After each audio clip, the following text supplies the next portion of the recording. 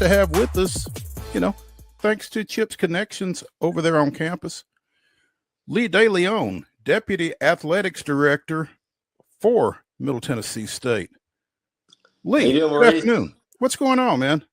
Good to see you guys. What's up, Chip? What's up, Maurice? Doing all Hey, right. Doing all right. good to see you, man. Thanks for taking some time with us. My pleasure. Good to Again, be here.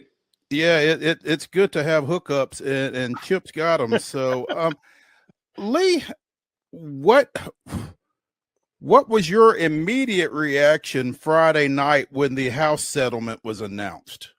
As a staffer in the athletics department of mid-major, I don't know if it's still okay to use that phrase or not, but a non-power 5 or non-power 4, G5. Yeah, a Group of Five. There you G5 go. athletics department. Honestly, Maurice, the first reaction was it's about time. I don't know what took so long. We were supposed to find out pretty closely after April 7th, and then it finally comes down here in early June. So we're just glad it's over. We've been preparing for this for a long time and waiting for this to come. And now that it's here, it's like, okay, let's go. Give us our guardrails and let us go from here. So I think a lot of us are relieved, but also excited because we've been talking about this for a long time now, and now we can actually put our plans together and put our plans into action. Again, as a G5 participant,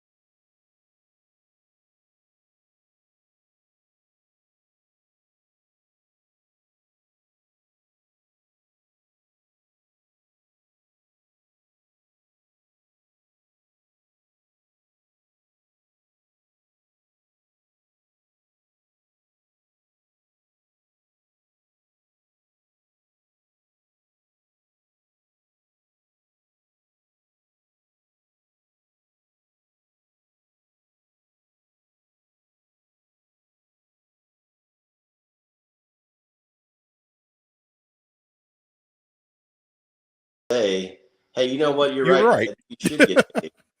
And we could have solved a lot of this a long time ago if someone had just been smart enough to say, you know what, that is a very logical rationale. So let's go ahead and do it.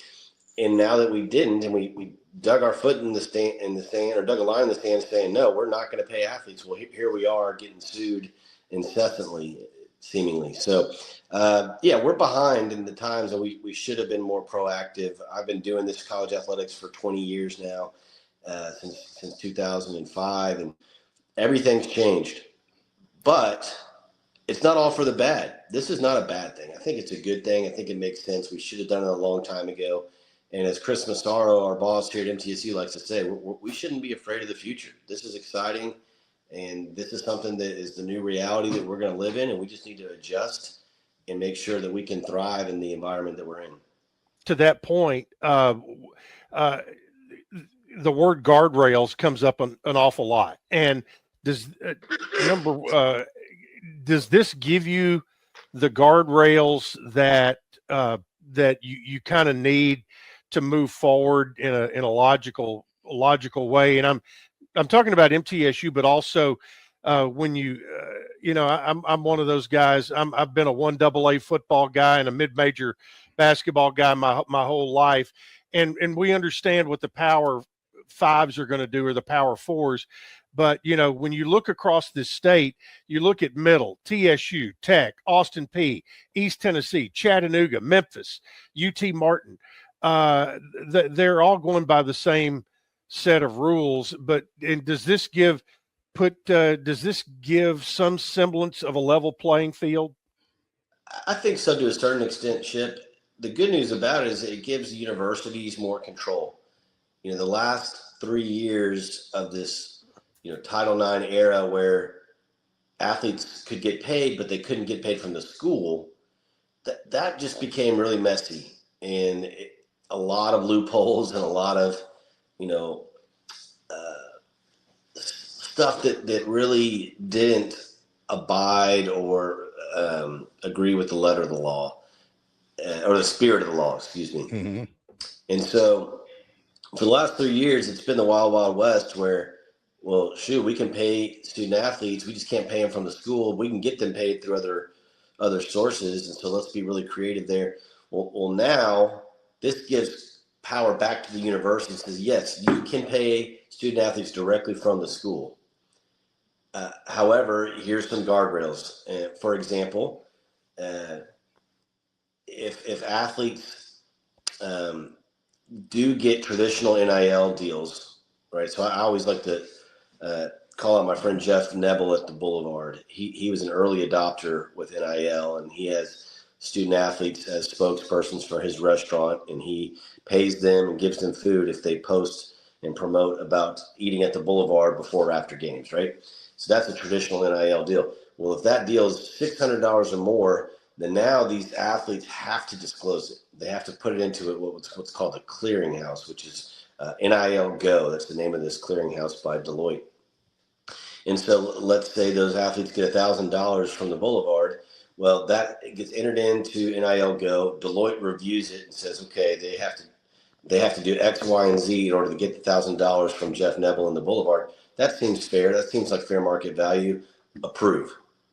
All right. Well, then there's other deals that, like, man, these guys are getting paid $100,000 just by being on the team. That doesn't seem right.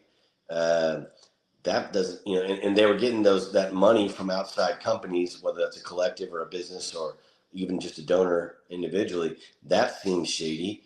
Well, now those types of deals have to go through the school, and so that money can be distributed like that, but only up to 20.5. And so when you hear about the deals, and I don't mean to pick on the guy, but like the former quarterback at Tennessee, Nico, getting paid whatever he was supposed to get paid at UT, those types of deals, if they want to pay the quarterback that much, they can, but they have to stay within 20.5. So if you're going to give, let's say, 3 or 4 million of that to your quarterback, well, now you only have 17.5 left. And yeah. So that does equal the playing field, I think, in that regard. And then if Nico wants to go out and do his own deal with a company he can do that and he can make the big bucks, but he's got to go through the NIL clearinghouse with Deloitte and make sure that he's getting paid fair market value for that. So we all are now going to be playing by the same rules. Either you get paid through the institution and stay within the $20 million cap, or you get paid through outside companies, and if those deals are more than $600, they're going through the clearinghouse and having to get approved by an outside entity in Deloitte. So it seems a little bit more fair. It seems a little more consistent. As you said, Chip, that gives us guardrails, and so we can play within those guardrails. I want to follow up on that just a little bit. And if you haven't seen it today, Jay Billis has about a 2 or 3 minute post on Twitter that kind of distills some of this down. But he also makes a point that with the House settlement, and tell me if I'm correct or not, that you can now sign student athletes to contracts. And in Jay's point of view, he said, hey, you can put buyouts in those contracts. And so he says he feels like if that happens, that the number of people jumping into the transfer portal may drop dramatically. So, I don't know. Yeah, full disclosure, Chip, I am not sure about the buyout portion. Yeah. However, you can do contracts. So what we call institutional NIL, that's money that the school is going to pay the athletes through the revenue share. You can do contracts for institutional NIL, and you can have stipulations in there, Chip, about going to class, about staying eligible, about attending practices or making media appearances or doing a certain amount of playing in bowl games. Yeah, or community service, stuff like that. So yes, you can do a contract and put in stipulations of stuff like that. I have not heard about buyouts because I again, and I'm not saying Jay Billis is wrong, but a lot of this came from the fact that the transfer portal came about mainly because coaches were allowed to leave and get out of their deals, but athletes couldn't, right? So a coach could transfer schools, quote unquote, but athletes couldn't. They'd have to go and sit out for a year. And that seemed unfair, right? So now there's unlimited transfers, and you see people like Jalen Counter, who played basketball for us last year, who are now in their fourth or fifth school in 4 or 5 years, and so I hope that this decreases that, Chip. I hope that we can find a way to have some more stability. Otherwise, I worry about in 10 years, 15 years, who's going to be going into our Hall of Fame. Who's going to stay at MTSU long enough to have a full career where they made an impact big enough to get into the Hall of Fame. And so I just worry this is also going to hurt graduation rates. I mean, we're in the education business. We are paying these kids scholarships. They do have to go to class. We want them to graduate. But, man, every time you transfer, it gets harder to get that degree. And you're seeing kids transfer 4 or 5 times. It's very, very concerning. So I hope that these contracts, to your point, Chip, and to Jay Billis's point, hopefully they reduce some of that and we have some more continuity on the rosters, but we'll see. Lee DeLeon, MTSU Deputy Athletics Director, joining us here on Main Street Sports Today, presented by the Tennessee Orthopedic Alliance of Columbia. Lee, now with the advent of the College Sports Commission, right? They're going to be handling all of the financial issues / concerns with this situation. The NCAA is completely out of that. For an athletic department, you're dealing with 2 umbrellas now, right? Yes, the NCAA is going to focus more on student athlete experience and championships, which they're actually really good at. That's kind of what their area of specialty is. What they'll do less of is the enforcement side of the deal. And so this new commission, which is headed up by a guy who they hired from Major League Baseball, is going to deal with more of the, hey, what happens when you don't stay within the guardrails that we just mentioned? And how do you penalize athletes? So, for example, let's say a football player at MTSU gets that deal from the Boulevard that I mentioned earlier and doesn't put it in to NIL Go and doesn't get it approved what happens to that person? There has to be some type of penalty, otherwise he won't do it. And so what is that penalty? How is it enforced? That's going to be determined by this new commission, Maurice. And so I think it's a good thing. It's a guy coming in from Major League Baseball that has fresh eyes and a fresh perspective. Mhm. And this person and his staff will have more authority and autonomy to act quickly. The NCAA, as you can tell, they don't move fast, and things don't happen quickly. So we needed an organization that's a little bit more nimble and able to act quickly. And I think this is a good way to do it. I like the thought process from Chris Massaro to not be afraid of the future. And Right. It's certainly going to be interesting going forward, though. Speaking of future, though, Lee, let's talk a little bit about the SAPC. You guys have scheduled a ribbon cutting for that facility for next month, and 10 plus miles of steel were used for the Student Athlete Performance Center. You know, when you put it like that, man, goodness, that's a crazy number. Yeah. But kind of talk about, you know, getting to the finish line with that place. I would love to, Maurice. Student Athlete Performance Center, which is going to be named in honor of our Board of Trustees chair, Steve Smith, and his wife, Denise. You know, that was something that was a big part of why I came to MTSU 3.5, 4 years ago. I wanted to be a part of the Build Blue campaign. I wanted to be a part of transforming our athletic facilities here at MTSU. And this will be the second facility that we finished. The first was the outdoor tennis complex, which was a $9 million facility that opened last year. And now the student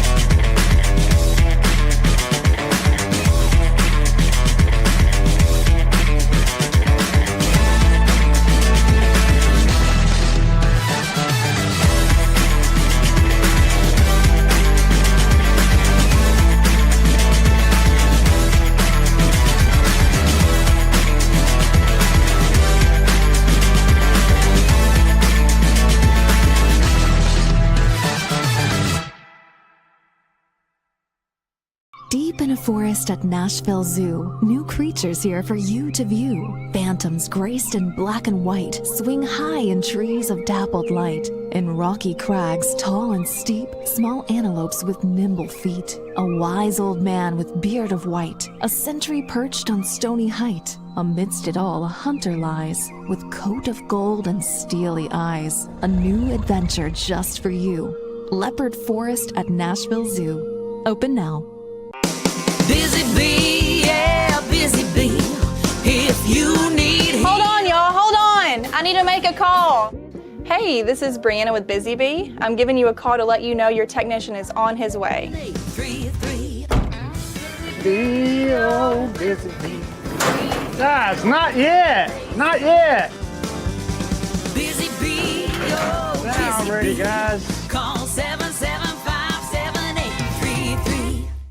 Custom Stone Handlers supplies over 600 distributors and suppliers with quality stone products. Along with Riverstone, we produce and distribute over 100 building, landscape, and other bulk products.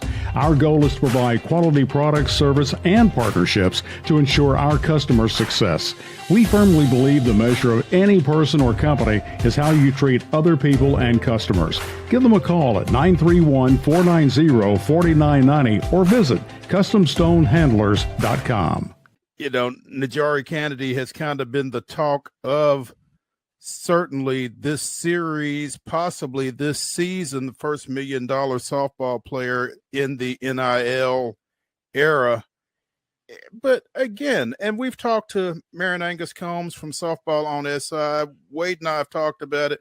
You know, a lot of people spend the money, but you've got to put it in the right place, and you've got to make sure that the person is, you know, worthy of it. And I don't think there was ever any question of that. But at the same time, everybody else has kind of gotten on board with her and with Jerry Glasgow in his first season out in Lubbock. And you can talk about the money, but it's still got to be the right players. And clearly this was that.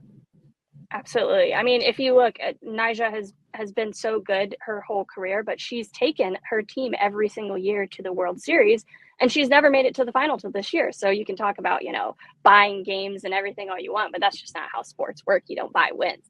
That's not how it works. And they got the right person, and they also got the right coach in Jerry Glasgow. I also have a personal connection to that one, as Jerry was the assistant coach at Georgia my freshman year when I was manager there, and is actually really who got me the job as a manager. And I feel like in a lot of ways I owe him in my career, and he is as good of a man as he appears on TV, just as nice and kind and thoughtful as he comes across. First CG. With that, we will turn it over to Heather Williams, our NASCAR analyst from WCYB TV out of Johnson City. Heather, good afternoon. Hello, gentlemen. How are we doing today? We're doing well. Heather, meet Chip. Chip, Heather. Hello, Chip. Been How looking you doing? forward to sharing a screen with you. It's awesome, and your office looks great. This is our multi-platform room at the TV station, and I got you. I got all my NASCAR knickknacks in here. Good deal. Good deal. You've done well. Big week, obviously, coming up, but we're going to talk about what happened at Michigan a little bit. And the first thing that comes to my mind, again, after what Carson Hocevar had done the previous week, the race car driving gods took the air out of his left rear tire with 7 laps to go on Sunday. And to me, that was the biggest karma moment so far of this NASCAR season. Well, to be fair, he wasn't going to make it on gas anyway, so he probably wasn't going to win that race. You do kind of have to feel, though, like there's got to be a lesson that needs to be learned for him in order to win a race, because he's got the speed. They're running up front. He's got the cars. The luck just hasn't been there. So, yeah, there probably is a little bit of karma.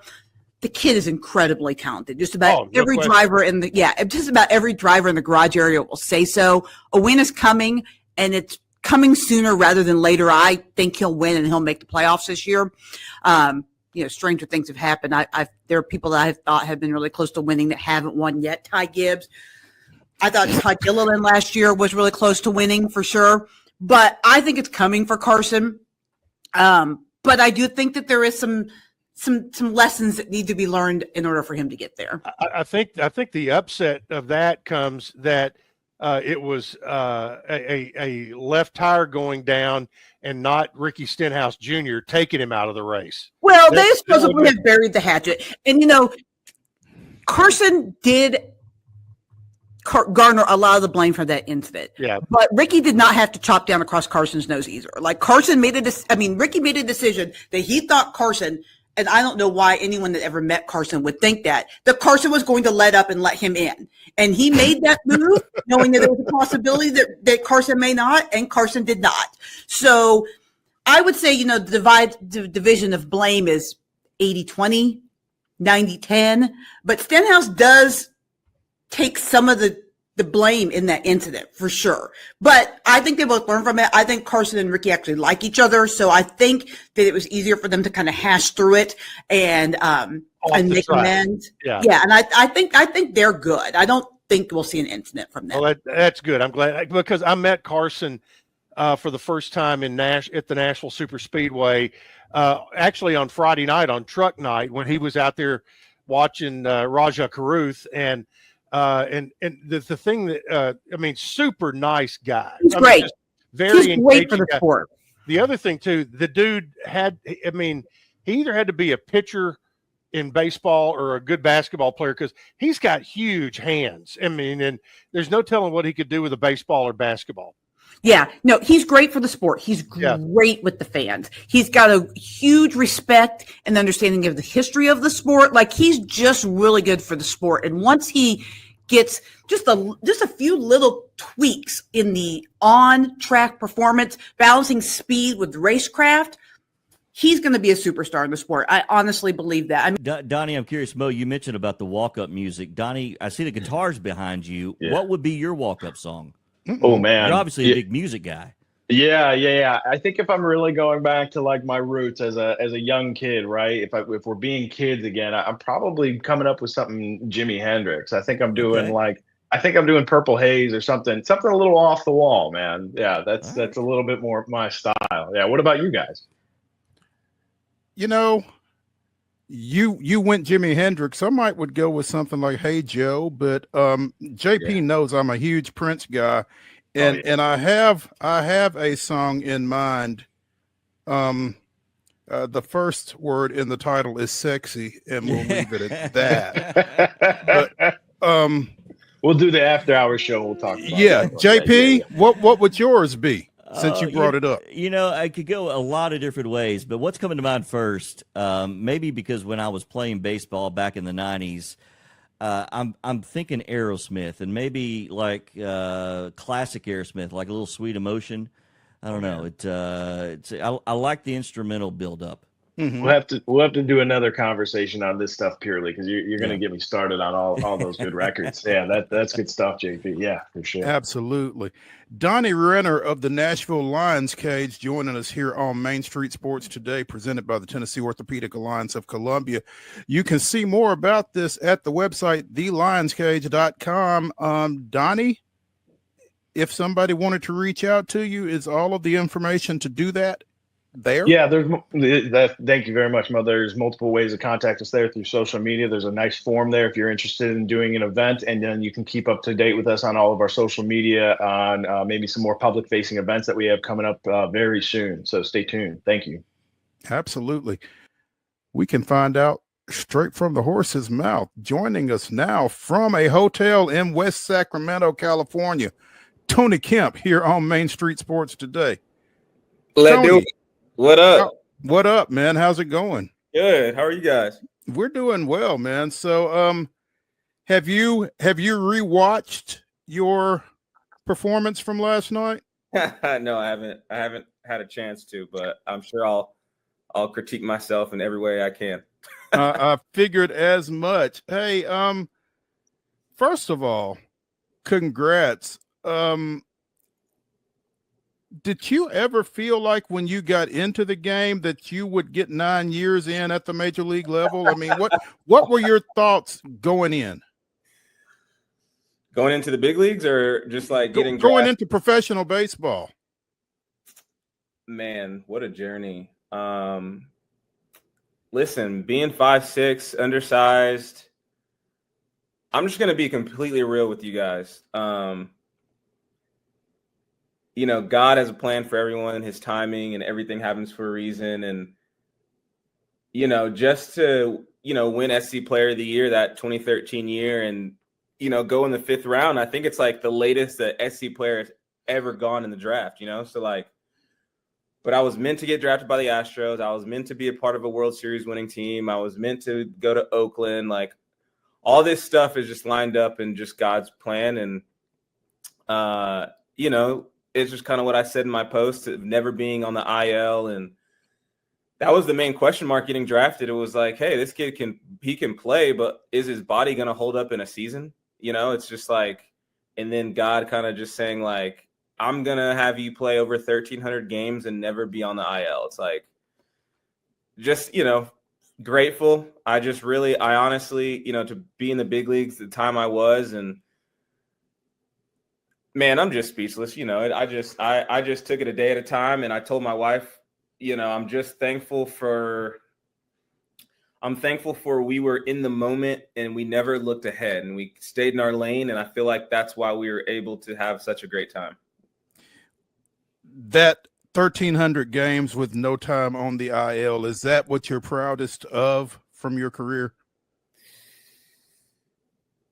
It's one of them. I mean, just to be available like that, but I think the biggest compliment you can get when you step away from the game is he was an awesome teammate, and just getting that from multiple people in the comments and from my guys I played with is probably what I'm most proud of. you weren't in spring training with anybody this year. Was that by design, or did you know that you were going to shut it down this time around, or what was your approach, through this off season, through spring training, that kind of thing, leading up to your announcement last month? Yeah. So, man, that was just last month. That's crazy. I had known. So last year, I opted out of my contract with the Reds because I think I was doing decently well, but they weren't going to call me up for September. So I was like, I'm not here to play in AAA. So I was like, let's just give me an extra month at home with the family. So worked out, trained, and felt really good. And no offers came in, no minor league offers, but I was also talking to some other guys around the league. And once you start to get older, right, Father Time's undefeated, but also same guys that had my service time and same player type weren't getting any offers. So I was kind of feeling like it was going to be time. I mean, I still know I could go out there and obviously, put the cleats on and play, but I was understanding that it might be time to move on. And my wife and I, we kind of already knew. Like I'd asked the Brewers, I'd asked the Sounds, because I was like, if I'm going to play in AAA, let me at least talk to the team that's going to be here. I'll play in AAA and at home. But when my agent got back to me, pretty much it was like, hey, we love him. Like he's a veteran leader, all those things, but the metrics don't line up in what the type of player we're looking for. Like, and that's kind of where the game is going. Like, I know that I don't hit the ball the hardest, right? I'm just a ball player. Like it was kind of like getting drafted back in the day. It was like, you got to come see me play for a couple games to understand how I'm impacting the game. I'm just not going to sit here and hit a 112 mile an hour line drive. You know what I mean? So I feel like the writing was kind of on the wall, and that was okay. I sleep at night really good with no regrets because I left everything I had on the field. How tough is it, though, to come to that realization that, you could go out there and still play, still impact a game, still impact a team, but there just wasn't a place for you? Yeah, I think it's bittersweet, right? And that's what I put in my post too, man. Perspective is all we have. And if my 12-year-old self going and playing freaking 70 games in the summer, if I would go back and be like, hey, you're going to play 9 seasons in the big leagues and have a World Series ring and you're going to accomplish all these things. It didn't really hit me until we posted it. My wife was crying.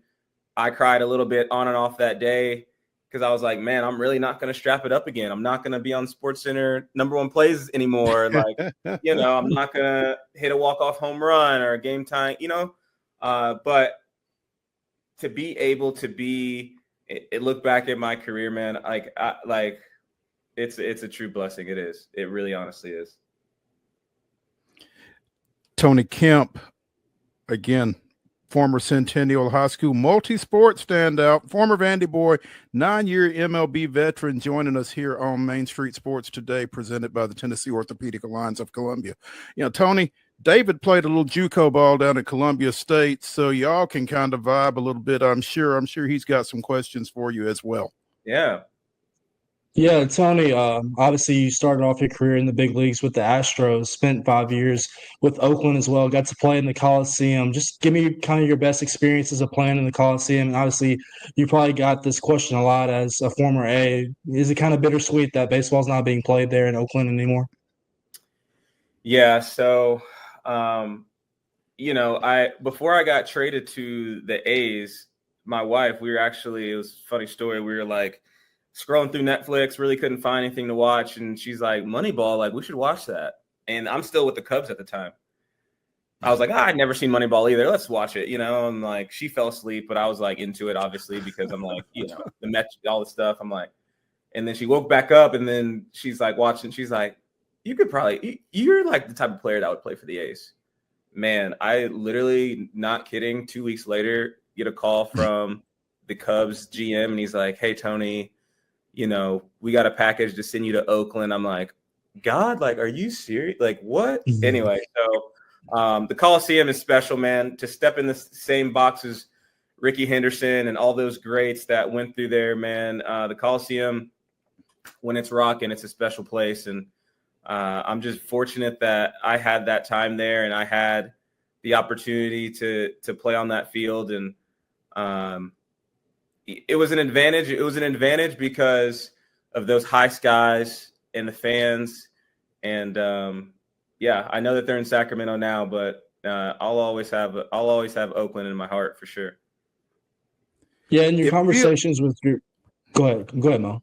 I was just going to say, it feels like they'll have you in their hearts as well, Tony. Just seeing the reaction from the Athletics fan base, the Oakland fan base, when you announced that you were retiring, the outpouring of support from them had to be particularly striking for you, I would think.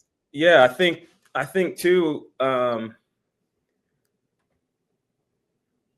For me to play, go out there, play baseball, and do my thing, like I just really, there's a lot of things, right? It was the younger guys that would reach out, that would say, thank you for allowing me to understand that being a big leaguer is a privilege. And like, I really don't even remember like saying those words to them. I think it was just like, we're in the show, we're in the big leagues. Like, it doesn't matter. Like, this is the best job in the world. This is the best job in the world. And like, to get that, and then, man, like I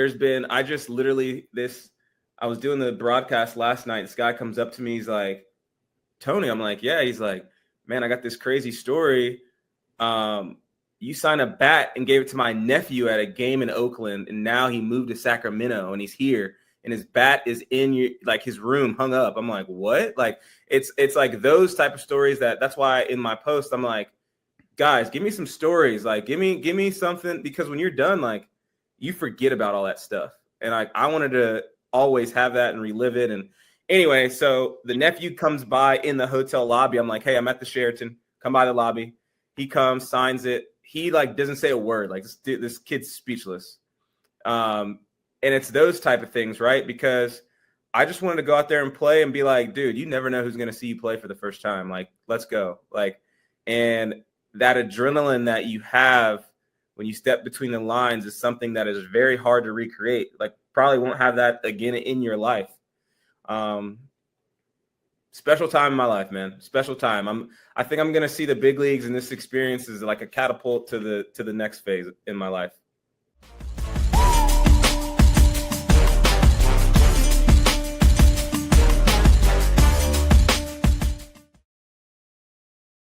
If you want the latest in weather conditions, be sure to tune in to our Busy Bee Plumbing weather report each weekday on Mornings on Main Street. Brought to you, of course, by Busy Bee Plumbing, Heating and Air Conditioning. We will keep you updated on the latest conditions outside, like severe weather, heat, snow, rain, and even hail.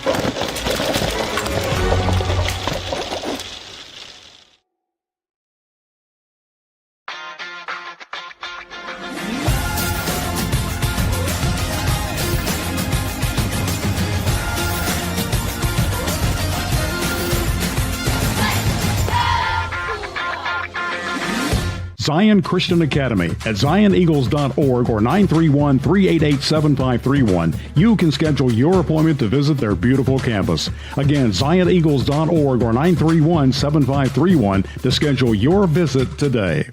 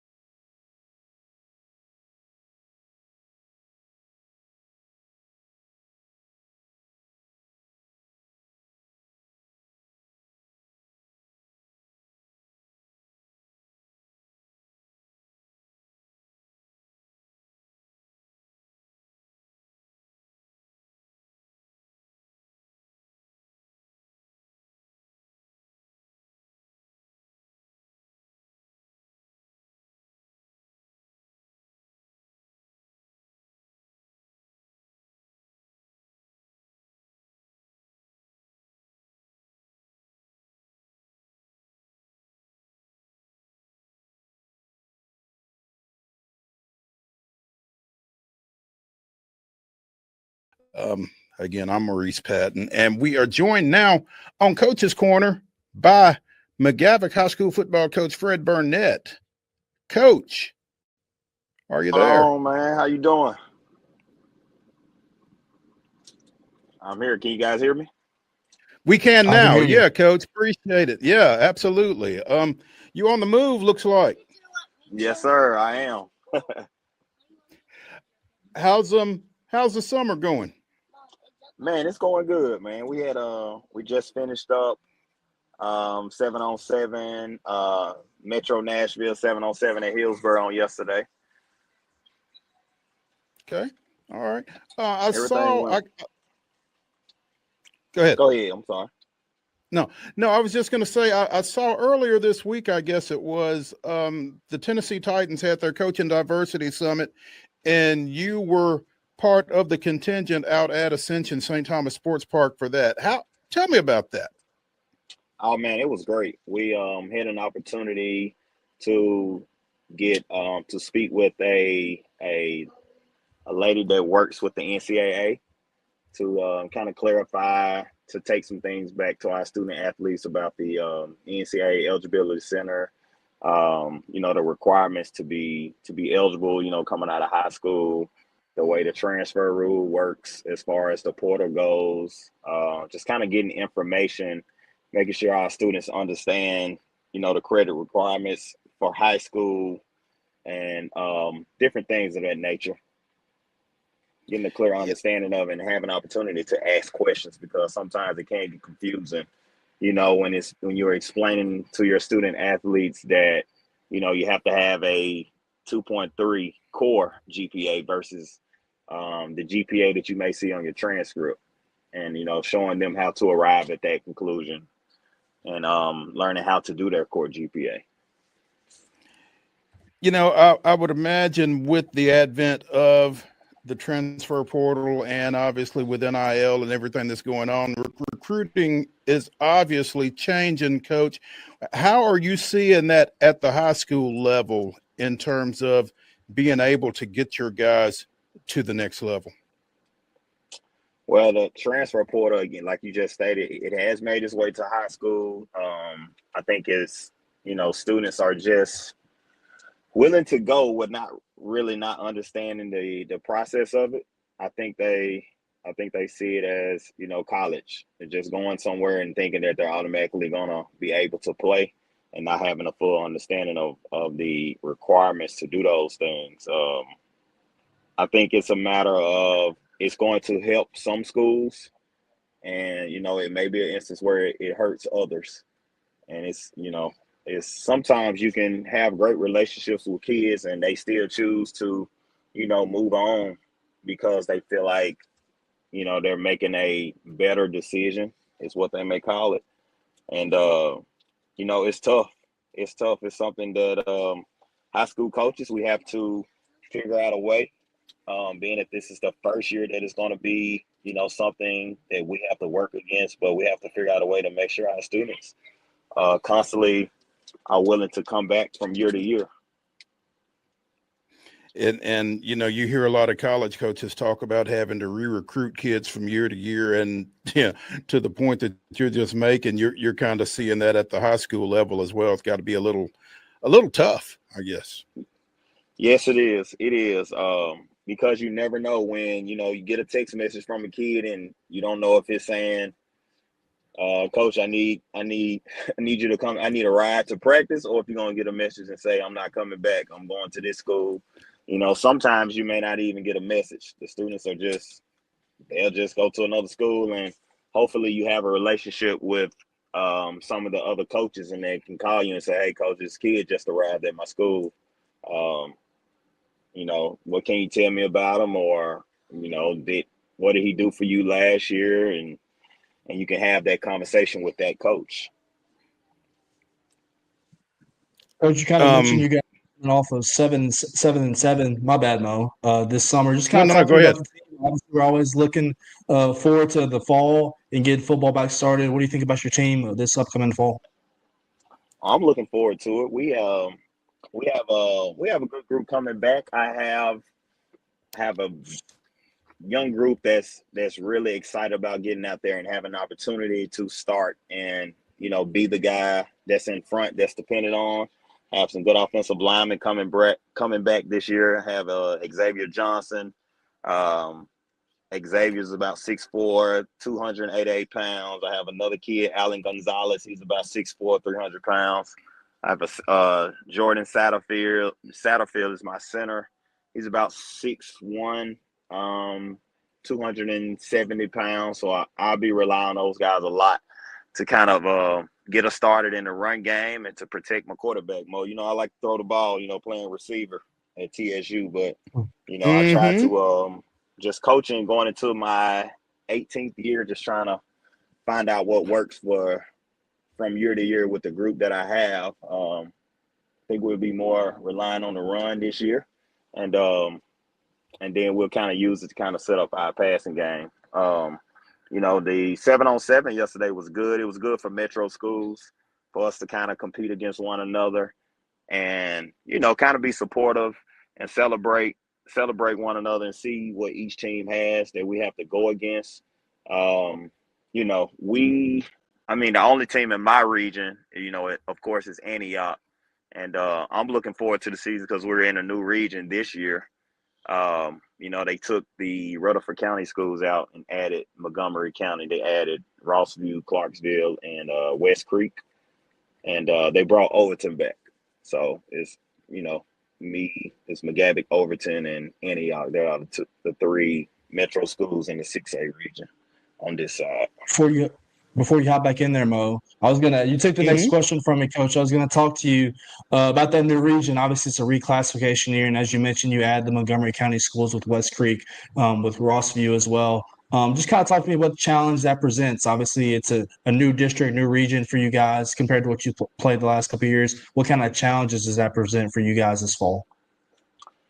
So I think it works out for us because when I got the job my first year, Clarksville was on our schedule. So I had an opportunity to play those guys twice. They were my first home game, my home opener, first game as a head coach. We played them and they beat us 21-7 or 21-6, I think, if I recall it right. And then the next year, my second year, we went to Clarksville and beat them with that crew, Demetrius Bell, Marcellus Bass, and those guys. And then Rossview was on my schedule the last 2 years. My third year we went there, they beat us. And then this past year, they came to McGavock and beat us 17-12. We had an opportunity to win it at the end of the game and had a kid drop a touchdown in the end zone with 5 seconds left to win the game. But those two schools present a powerful run game. They like to line up, shoot. They always have like aggressive linemen. You know, of course, Coach Shelby, you know, in Clarksville has a wing T system that he runs, and it's pretty successful. And he's been doing for a long time.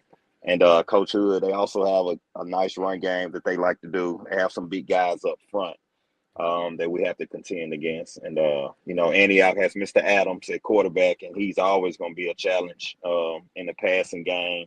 Overton, we had a good game against them last year. They bring us some new things with Coach Lambert. You know, we're just looking forward to the opportunity to compete. And I tell the guys, one of our goals as a team, you know, we want to finish top in the region, first or second, so we can host a playoff game and see what we got. Fred Burnett, McGavock football coach, joining us here on Coach's Corner on Main Street Sports today. And Coach, I really could have gone all day without you telling me that this is your 18th year in coaching, because, yeah, I do remember you from your wide receiver days at Tennessee State when I was covering them. And, man, that's been a long time, obviously. But I'm impressed because as you were talking about your team, typically when we have football coaches on with us and they talk about their team and their personnel, the first three players that they rip off aren't typically offensive linemen. So kudos to you. Yes, sir. Yeah, man, those guys are I'm looking forward to see what they're going to do. They've been with me since freshman, and I've seen them grow, and they've grown to become the leaders on the team. You know, they're leaders in the weight room. They're leaders on the field as far as practice goes, and I saw a lot of growth from them last year as juniors. So I'm looking forward to see, what they're going to do this year, their senior year. They got some interest for some colleges that's been coming in the spring. So I'm anxious to see how this thing works out for them this year. Well, it all starts in the trenches, right, Coach? I know you were a receiver, but it all starts in the trenches, right? Yes, I know. I preach to them. I tell them all the time. I tell my center, say, "Hey, man, you and the quarterback are the only two players that touch the ball every play. We can't start a play without you, and we can't do anything without the quarterback either handing it off or passing it to somebody else." So I hope they realize how important they are. Coach, you talked about the Metro 7-on-7 yesterday over at Hillsboro. What is your assessment of Metro Nashville football as a whole? Because I know, the way it's been split up and most of y'all have to go outside of Metro for your region competition there. As you just mentioned, you guys are playing into Montgomery County this year. And Metro is kind of split up. I remember when it was two districts that were all Metro, but what are the challenges, as David was mentioning, when you guys have to go out of county and play games that matter, just from the standpoint that maybe resources aren't the same, even as mundane as buses and transportation, that kind of thing? I mean, how tough is it, and how do some of those situations get remedied, do you think? It becomes a challenge at times. I think Metro Schools has done a great job with supplying us with, of course, the turf fields have been great. We actually had an opportunity with the rain that came on Tuesday. And, the practice fields, may be muddy due to the storms and things of that nature, but having the turf has given us an opportunity to,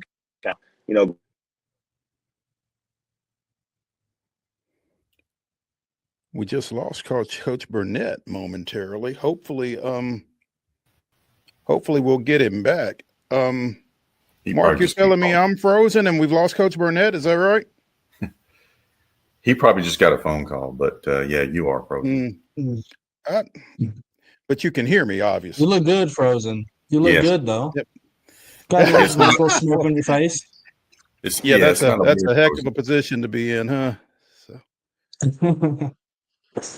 Wow. There you are. You're good now. Okay, good. Well, that's half of it. Hopefully we can get Coach Burnett back. Yeah.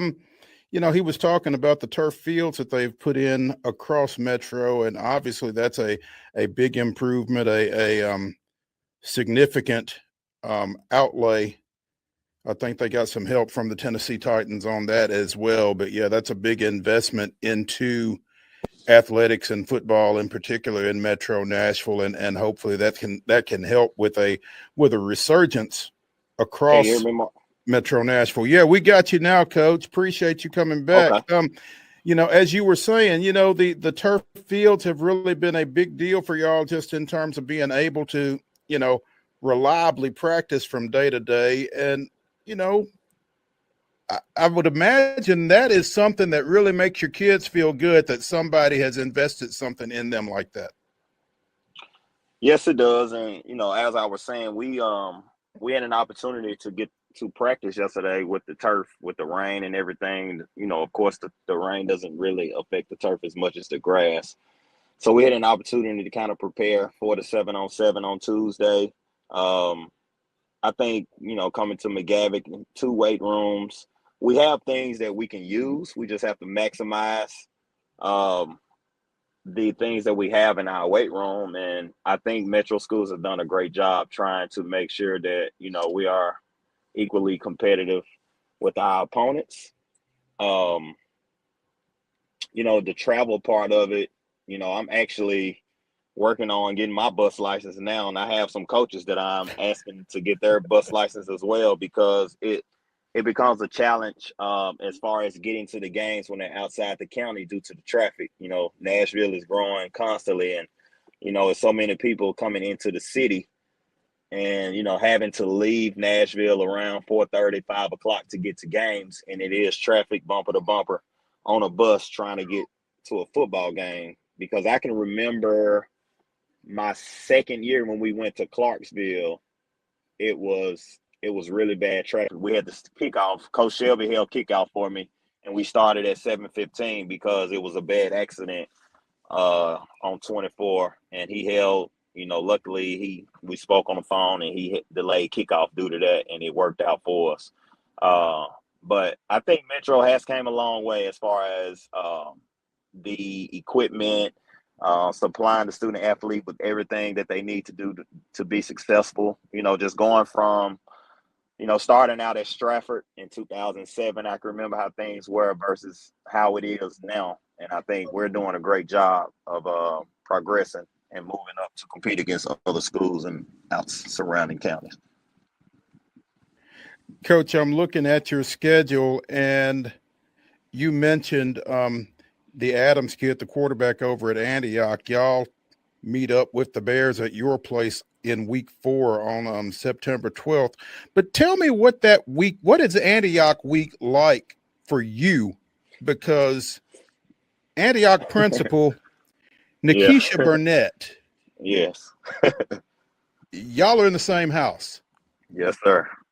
How does that work? Yeah, she is the executive principal at Antioch.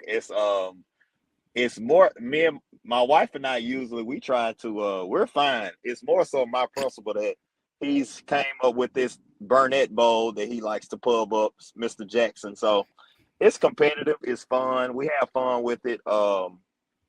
My wife kind of just tease her players, say, all right, now you're playing my husband. Make sure, either y'all let McGavick win or y'all take it easy on him. So it's all fun.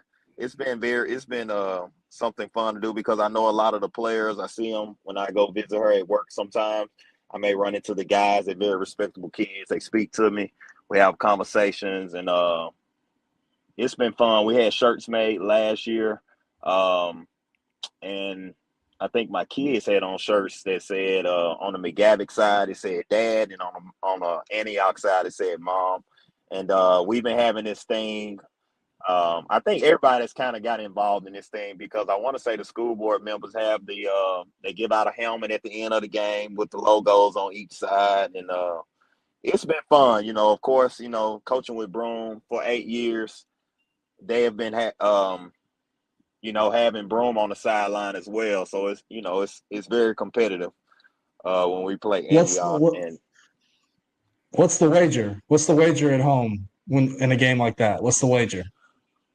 No wager. If I win, she's gonna be supportive. If they win, I'll be upset on Saturday morning watching the film because I'll be usually I'll be kicking myself on a play we should have made, and she'll just say, we got y'all last night. I'm like, yeah.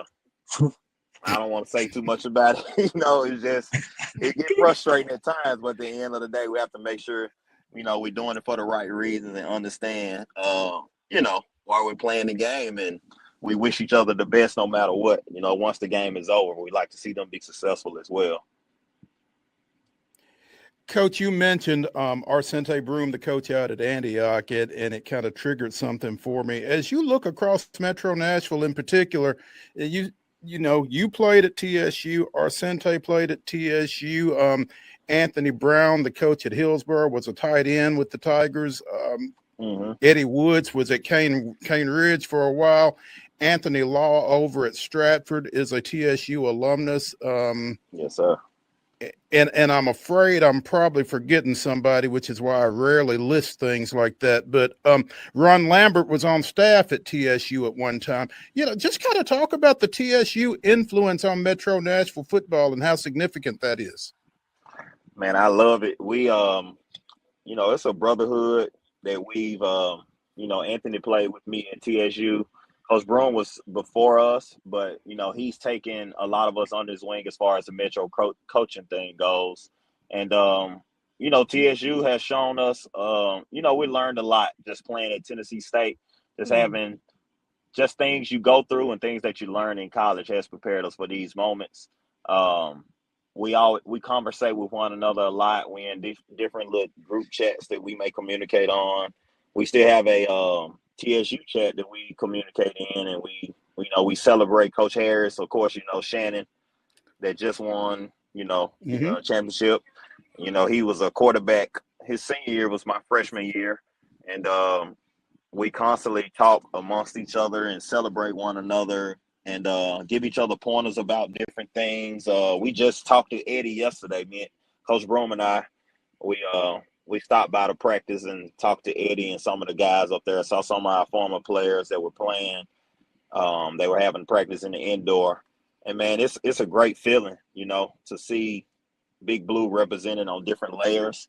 And for us to, CJ Johnson he coached with me my first 2 years here at McGavick, and then he's going back home to Glencliff to be the offensive coordinator this year, to work with CJ Scott. They were high school teammates. So I spoke with him yesterday as well. They were at the 7-on-7. He's calling the offense for Glencliff. So, yeah, Big Blue is highly represented, and we always make sure we represent TSU to the utmost.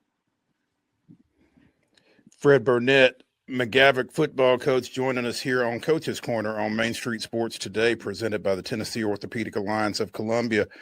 Season opener August 22nd at Maplewood, followed up by a trip to Hunters Lane and Lebanon coming to your place. Nice little schedule, Coach. Wish y'all luck, and we'll be keeping up, and hopefully we can catch up again here at some point. Thanks for taking some time with us today.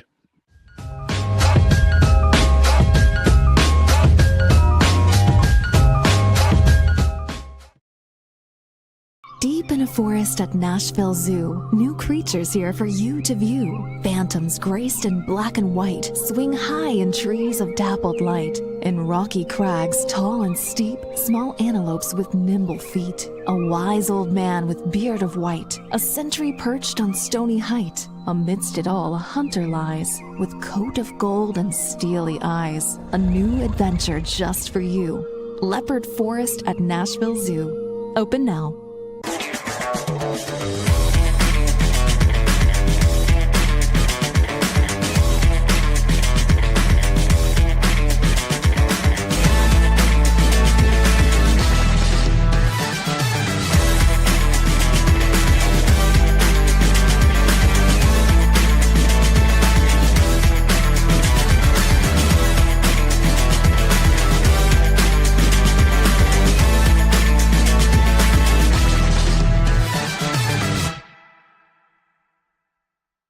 Jones & Lang Sporting Goods here in Columbia has been outfitting teams, officials, and anybody else from T-ball to college for 50-plus years. Be sure and check them out at 931-388-8060 or online at jonesandlang.com. Jones & Lang Sporting Goods, the look of a winner.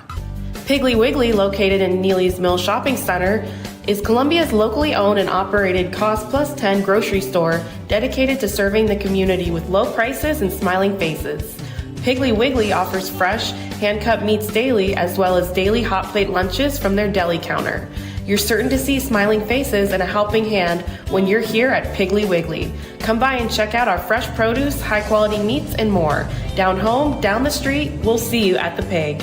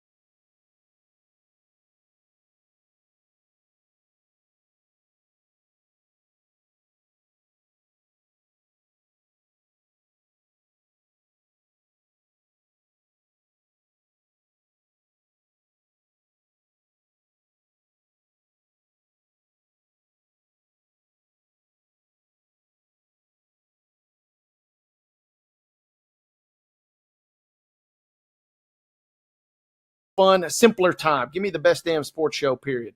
That's a heck of a pool there. Showing my fandom of baseball here. Give me Baseball Tonight. I mean, I don't even know if it's still on ESPN. I don't believe it is, but when they used to show, baseball highlights on the worldwide leader, I thought they did a great job with that. And if you had been out, I guess maybe social media kind of almost rendered them obsolete, because you could get the scores, you could get the highlights, that kind of thing from just about anywhere. But there was a time when, as a baseball fan, it was really a valuable property there. Baseball Tonight on ESPN is my number 3. Yeah, man. Again, you're sending me down memory lane. That is a good pull, and it's kind of sad that it's gone, but we will always have gems. We'll always have the good times. Ain't no doubt about that. That was a great one. Staying on ESPN for me, again, going back, man, I just feel like we're paying homage to deceased shows here, but Highly Questionable with Dan Le Batard, good old friend of mine, by Mr. Bomani Jones. But you got Mr. Le Batard, and you got Papa Le Batard right there in the middle. CC, I'm very intrigued. Give me Highly Questionable. That's fantastic. I'm going to stay in baseball. I don't watch a lot of the MLB Network, but again, for those highlights and when I'm just trying to, find something to wind down before I go to bed, give me Quick Pitch on the MLB Network as my number 4. It's the closest thing that there is to, highlights and wrap-ups and that kind of thing. So I will take that at number 4. Number 5. Last for me, give me Dan Patrick Show, but not just because of the Dan, of course, but you got to have the Danettes to go with it. Including McLovin. Everybody loves McLovin too, but give me the Dan Patrick Show.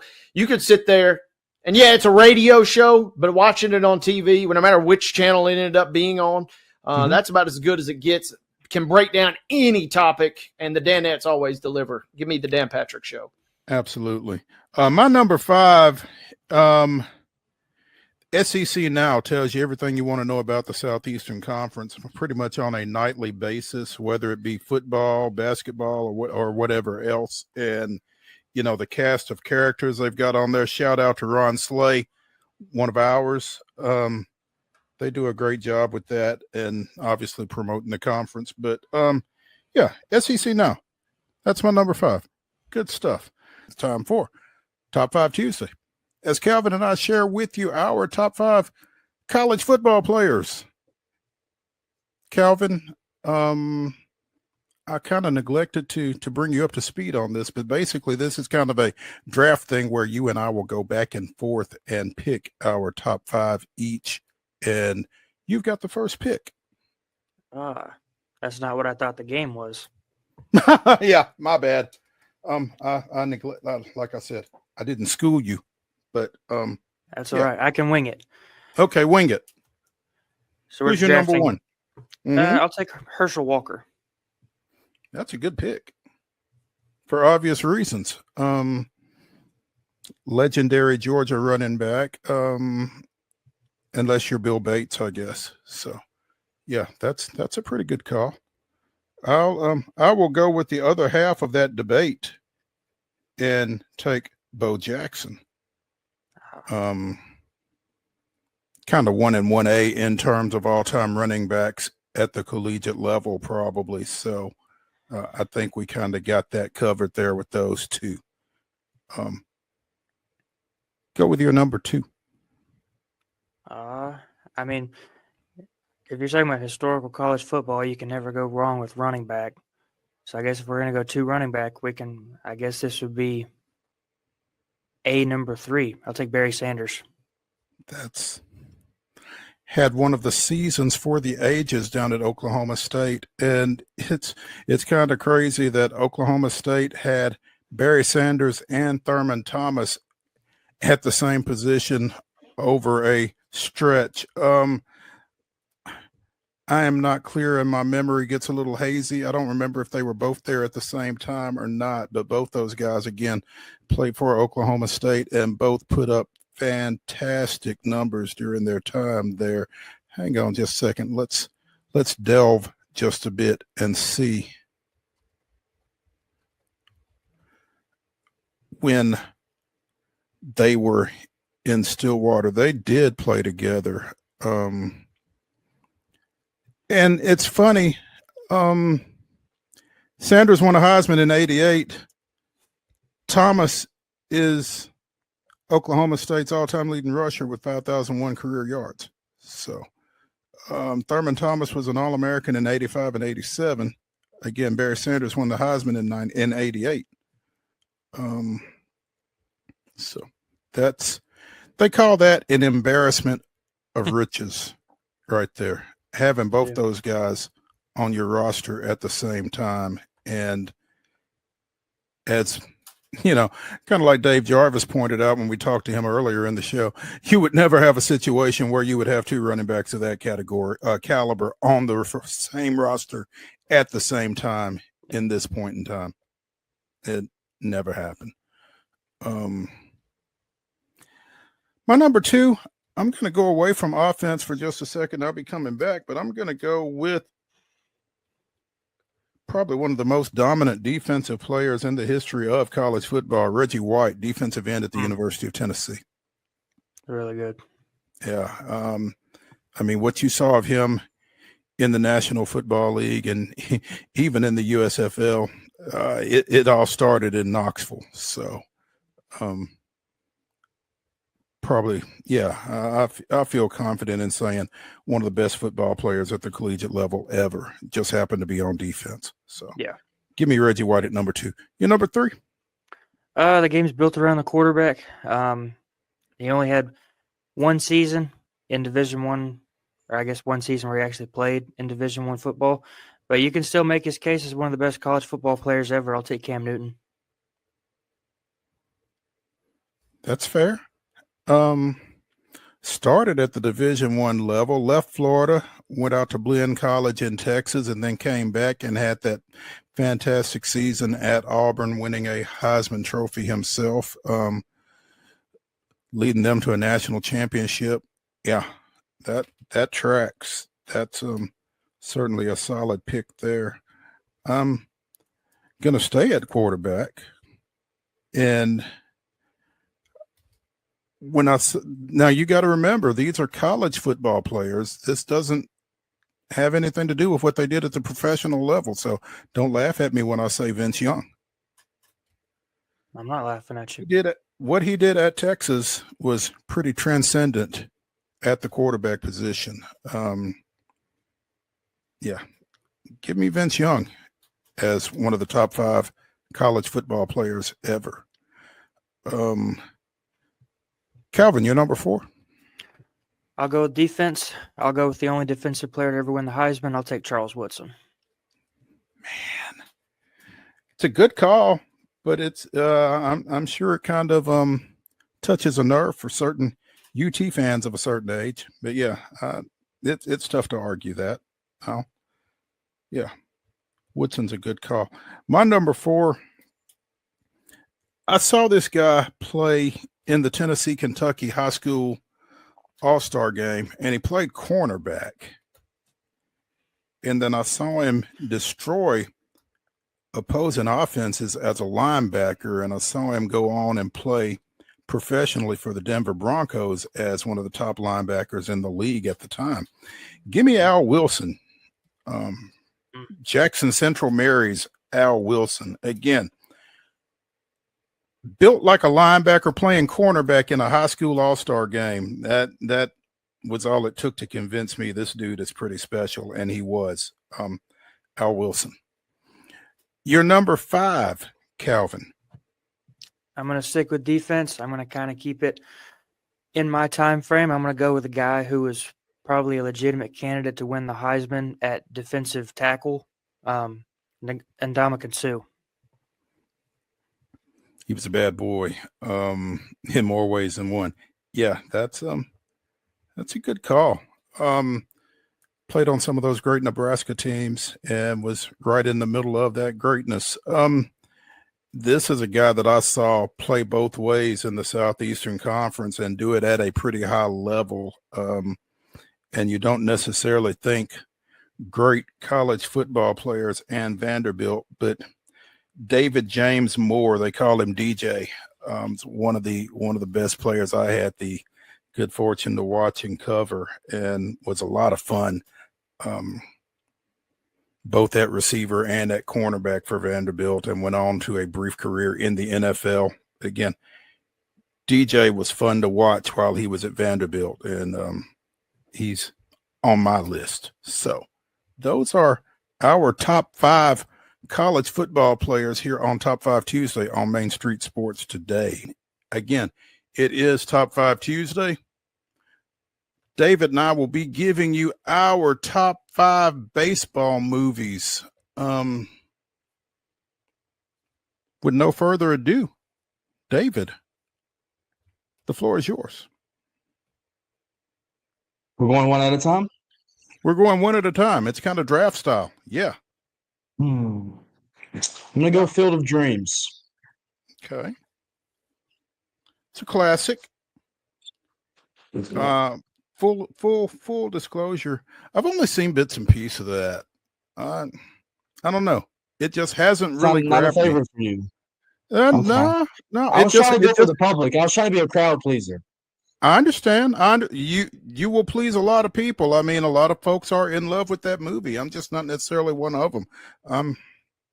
The number of movies that I've not seen has really caused some consternation among friends. It's like, you've not seen that? Fill in the blank. Yeah. Other than live sports, I really don't watch a whole lot of TV. So that's kind of part of the issue there. Got a lot going on, man. My number 1 though, and some folks may argue that it's maybe not baseball. I don't know. Yeah. A League of Their Own. I just if I'm channel surfing or whatever and come across it, I'll always stop and watch it. Just great cast, feels like great storyline, and I thought they did a great job with it. Give me A League of Their Own at number 1. Your number 2, sir. I'm going to go Moneyball.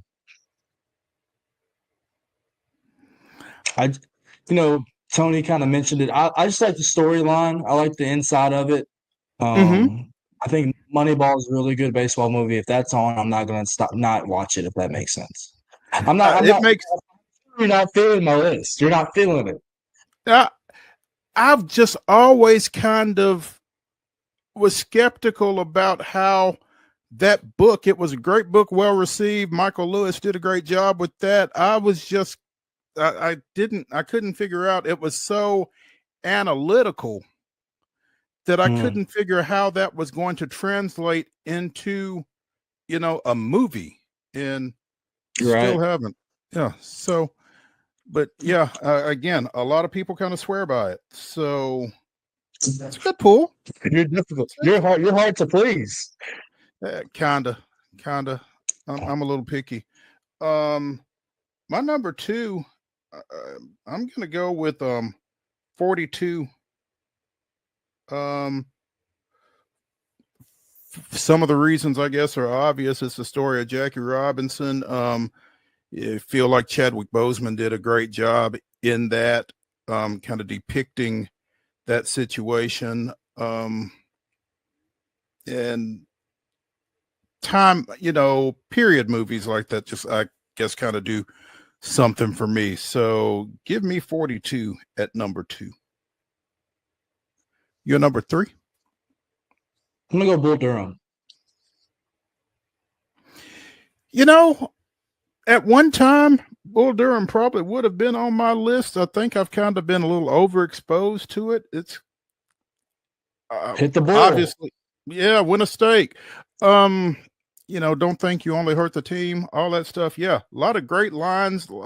Just, I don't know. Maybe, I guess, like I said, I think maybe I've just been a little overexposed to it. It hasn't done as much for me the last couple of times that I've come across it as it did early in its career. So I tell you, my number 3, and it'll kind of come out of left field probably, but I'm I'm kind of a sucker for anything that involves Bernie Mac. So give me Mr. 3000. Okay.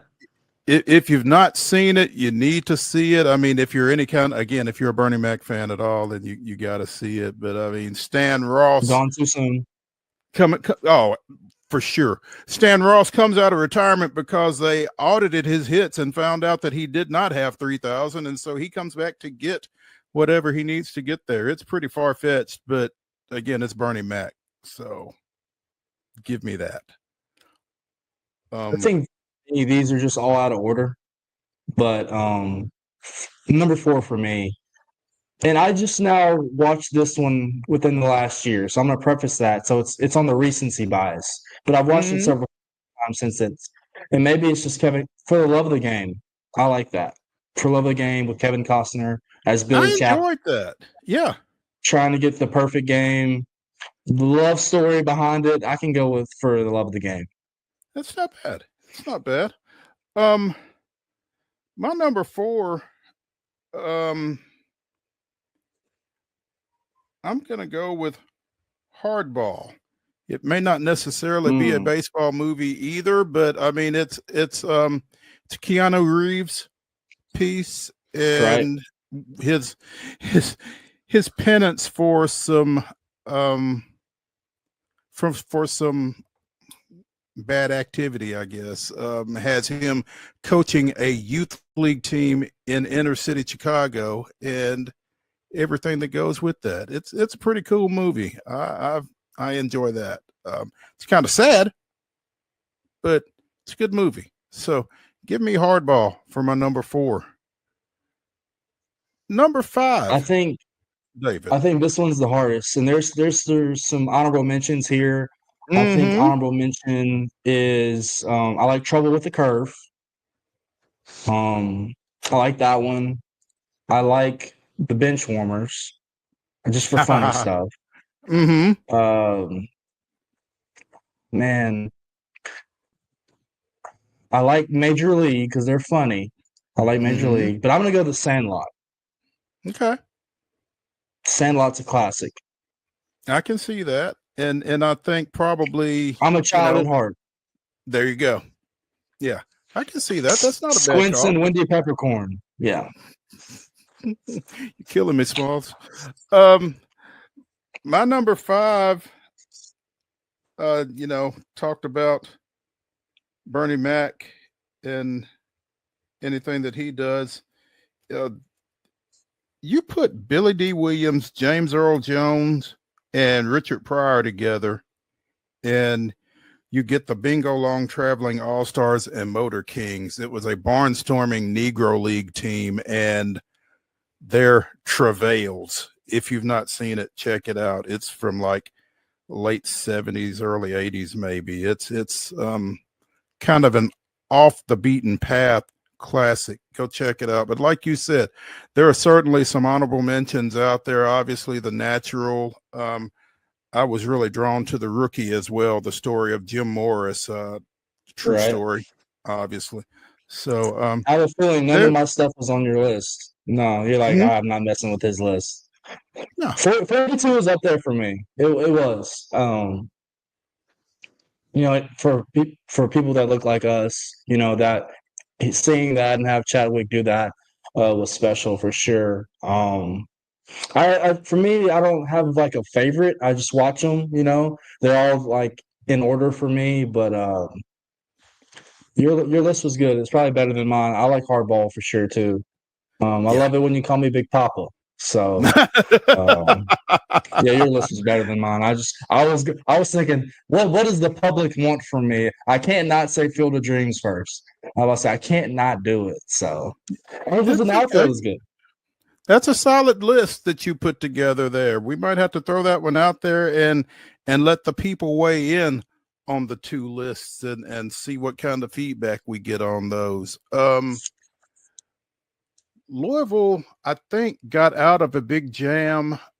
Oregon State had the bases loaded in the last half inning. I guess they only got 1 run out of it because it's Louisville 4-3 in the bottom of the 6th now, and the Cardinals are batting. So that's where we're at with that. And as our producer Mark has warned us, we might need to slow down because we still got some time left. We have concluded Top 5 Tuesday. David, give them a refresher of your list, Mo. A refresher give of them my a refresher. Yes. What? Go. I've got A League of Their Own at 1. So go in order again. Okay. Yep. I've got A League of Their Own at 1. I've got 42 at 2.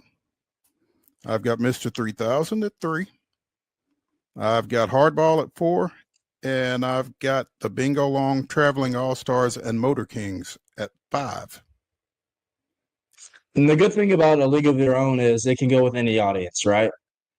So if you got a special lady friend, you can watch A League along with her if she's gonna feel important, right?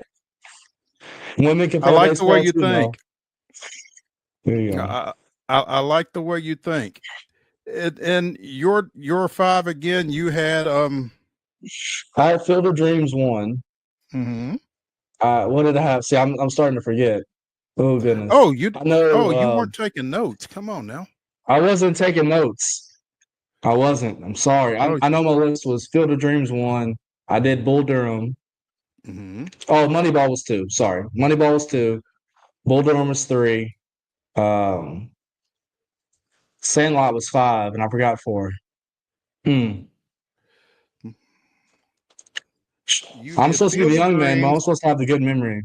Yes, exactly. And I write things down because I don't have a good memory. So you had Field of Dreams, you had Moneyball, you had Bull Durham.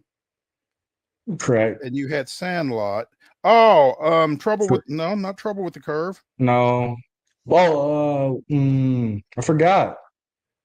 You had Love of the Game. Oh, For the Love of the Game, that was 4. For Love of the Game was 4.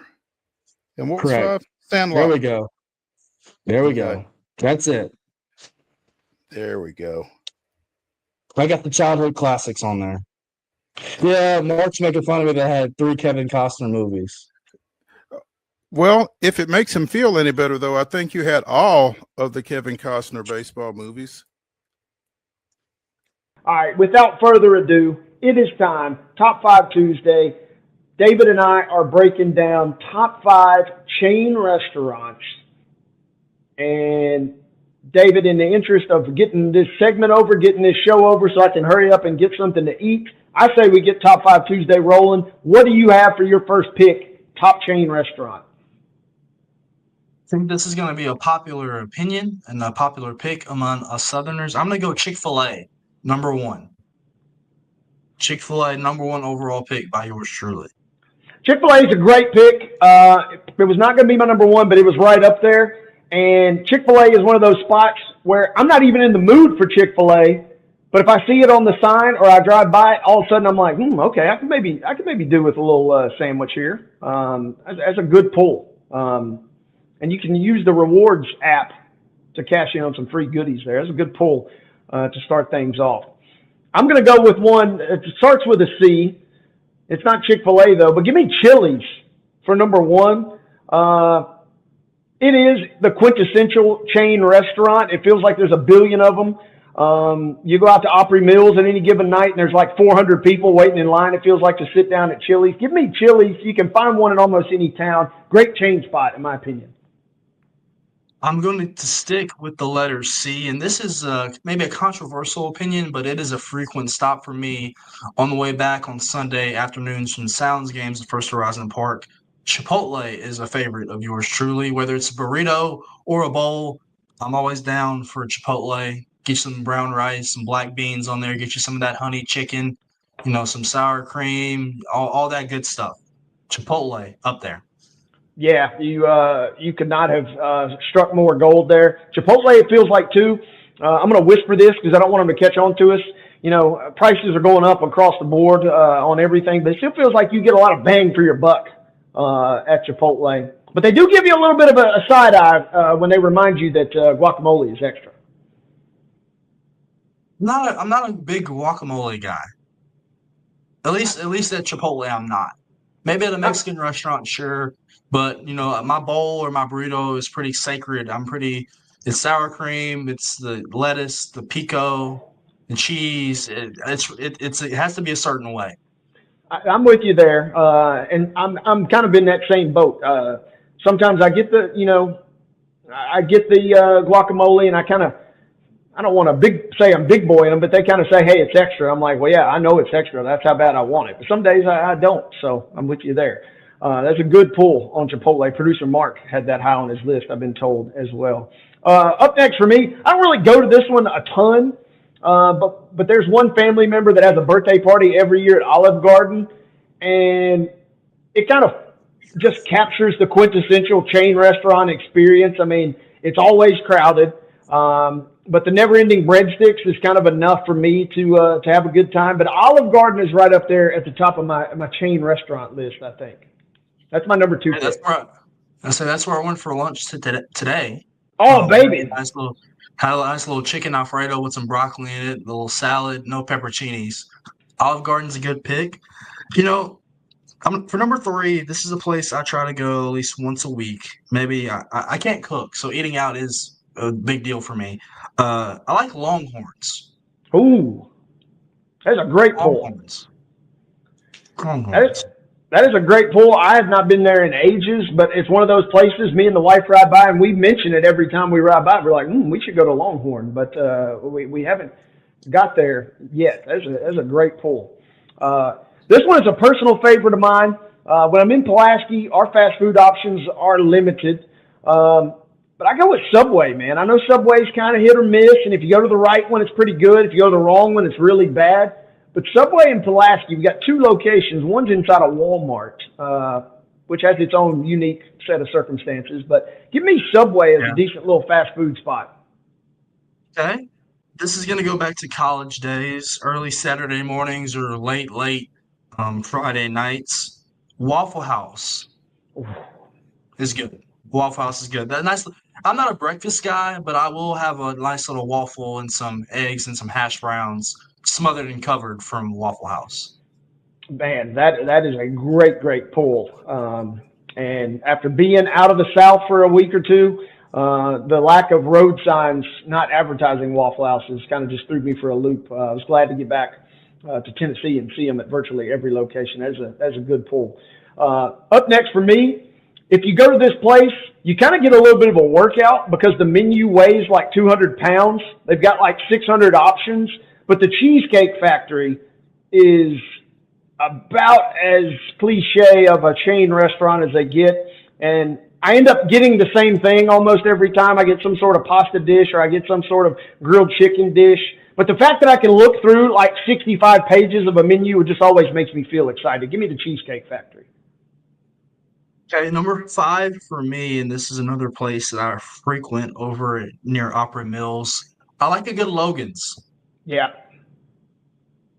Like a good Logan's, you can get a variety there. Chicken salad, get you a nice little steak, get you some salmon. It's all across the board. Their menu just has enough variety in it. And it's that bar feel. You got TVs all the way around you. Watch a good game, have a nice little beer. Logan's is up there. That is a great pull. That is a great pull indeed. Logan's is really hard to go wrong with that one. Last for me, kind of in that same vein, I'm going TGI Fridays because if it's not Chili's, there's usually one. You usually can't have one without the other, and if one is not there, the other one is there. But TGI Fridays, you don't even have to order off the menu sometimes. Just the appetizer menu is good enough. Or do a little app trio or something. I could do some damage at TGI Fridays, and it's a popular choice of the whites, so we frequent that one a little bit. David, you mentioned happy wife, happy life. Yeah, that's what they tell me. It goes hand in hand. All right, David, I've got to ask you this. We mentioned Opry Mills a couple times. This is a bonus question. When you ride by Opry Mills, there's a restaurant to the side. Have you ever been to Cock of the Walk? I want to say I have, but I don't remember.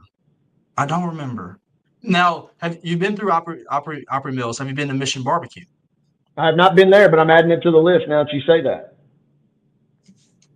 Only reason I asked about Cock of the Walk is that is the quintessential. Every time we ride by it, we see either 1 million cars or like 2 cars in the parking lot. And me and the wife, we look at the menu and we're like, okay, that sounds kind of good, but we don't want to go out of the way to drive through 30 minutes of mall traffic to get there off the exit. So I was hoping maybe you had an inside report, but it sounds like you haven't either. I don't think I have, but definitely add Mission Barbecue to the list. I feel like you would like that.